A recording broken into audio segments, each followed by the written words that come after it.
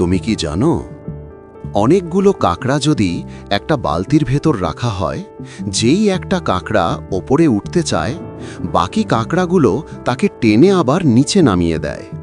অদ্ভুত কিন্তু সত্যি, কেউ মুক্তি পেতে চাইলে অন্যরা তাকে উঠতে দেয় না। এই আচরণকে বলে ক্র্যাব মেন্টালিটি। আমি উঠতে পারছি না, তাই তুইও উঠতে পারবি না। সবচেয়ে দুঃখের কথা হলো, এই একই আচরণ মানুষের মধ্যেও দেখা যায়। যখন তুমি ভালো করতে চাও, নিজেকে বদলাতে চাও, জীবনে একটু এগোতে চাও, তখনই কেউ না কেউ তোমাকে নিচে টেনে নামাতে চাইবে। কারো চোখে ঈর্ষা, কারো মনে হিংসা, কারো মনে এক অদ্ভুত ভয়। সে এগিয়ে গেলে আমি পিছিয়ে পড়ব। ফল, তোমাকে থামিয়ে রাখা, নিন্দা করা, হতাশ করা, এমনকি ভুল পথে ঠেলে দেওয়া, যেন তুমি আর ওপরে উঠতে না পারো।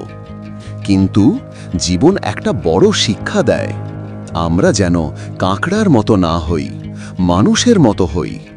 নিজে না পারলেও অন্যকে উঠতে দাও, নিজের মতো অন্যের সফলতাতেও খুশি হও।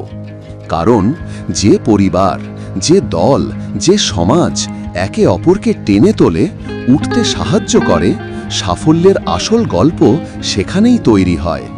তাই মনে রাখো, উঠতে শেখো আর অন্যকে উঠতে দিতেও শেখো।